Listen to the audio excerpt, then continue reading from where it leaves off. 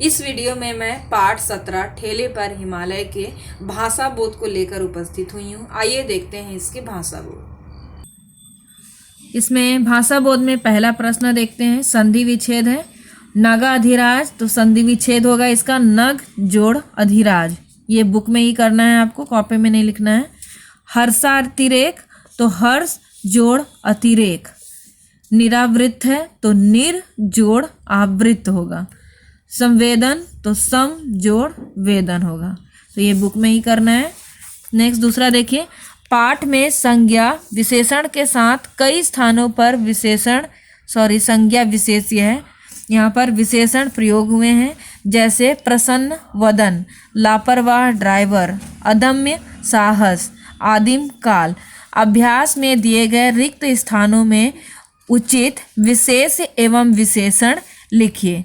तो यहाँ पर कुछ जगहों पर विशेषण दिया हुआ है और कुछ जगहों पर विशेष्य दिया हुआ है, तो उसके अकॉर्डिंग लिखना है। जैसे दैहिक ऊर्जा भी लिख सकते हैं और साधक भी लिख सकते हैं, तो यहाँ पर विशेष्य हो गया है, तो यहाँ पर लिखेंगे। नेक्स्ट दैविक, तो आप शक्ति और कुछ और विशेष्य का उपयोग भी कर सकते हैं आप। नेक्स्ट है भौतिक, मैंने यहाँ पर विज्ञान लिखा है, आप और भी कुछ लिख सकते हैं। फिर नेक्स्ट में देखिए, यहाँ पर विशेष्य लिखना था और यहाँ पर हमें विशेषण लिखना है। तो क्षेत्र दिया है तो मैंने यहाँ पर बर्फीले क्षेत्र लिखा है, आप कुछ किसी अन्य विशेषण का उपयोग कर सकते हैं। फिर नेत्रों है तो मैंने सुंदर नेत्र लिखा है। शरीर है तो सांवला शरीर, गोरा शरीर, आप कुछ भी लिख सकते हैं विशेषण, ये आप बुक में ही करेंगे। फिर ग देखिए, द्वंद्व समास के उदाहरण छांट कर लिखिए।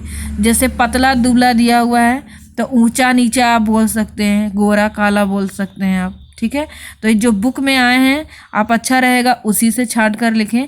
और द्वंद्व समास मतलब दोनों पदों की प्रधानता वाले शब्द, और दोनों अपोजिट होना चाहिए। जैसे पेड़ पौधे इसमें नहीं आएंगे क्योंकि वो समान अर्थ देने वाले हैं, यहाँ पर अपोजिट अर्थ देने वाले को यहाँ पर द्वंद्व समास में लिखते हैं। आगे देखिए, क ख ग आपको बुक में ही करना है। घ देखिए, जहाँ एक ही शब्द दो या उससे अधिक बार प्रयुक्त हो, अर्थ एक ही हो, वहाँ पुनरुक्ति प्रकाश अलंकार होता है। जैसे अभी अभी, बार बार। पाठ में से ऐसे अन्य उदाहरण छांट कर लिखें। तो ये भी मतलब अलंकार का एक रूप है। तो ये पर उसका एक ये भी भेद होता है, पुनरुक्त शब्द। तो यहाँ पर एक ही शब्द अगर दो बार आते हैं तो ये ऐसा ही शब्द आपको एग्जाम्पल बुक के अंदर से मिलेगा। तो कम से कम आप 5 उदाहरण छांट कर यहाँ पर लिखेंगे, ये आपको कॉपी में करना है।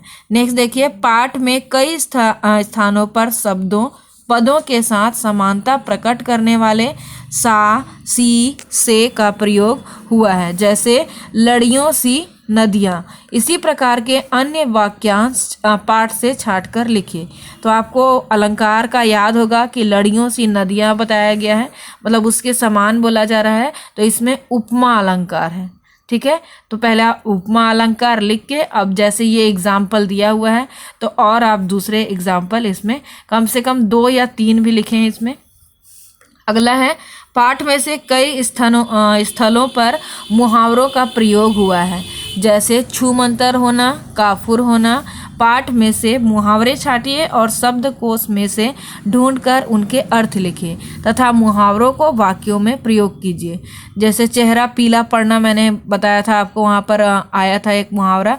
उसी प्रकार कम से कम 5 मुहावरा छाटिए जो पाठ के अंदर हो, और उसका फिर आप मुहावरों का अर्थ के साथ अर्थ लिखेंगे और उसका वाक्य भी बनाएंगे, और ये तीनों आप अपनी कॉपी में करेंगे। और इस तरह ये आपके पाठ 17 ठेले पर हिमालय यह पूरा होता है। इसके प्रश्न उत्तर और व्याकरण बोध जो आपको बताए गए हैं वो आप अपनी कॉपी में लिख लेंगे। धन्यवाद।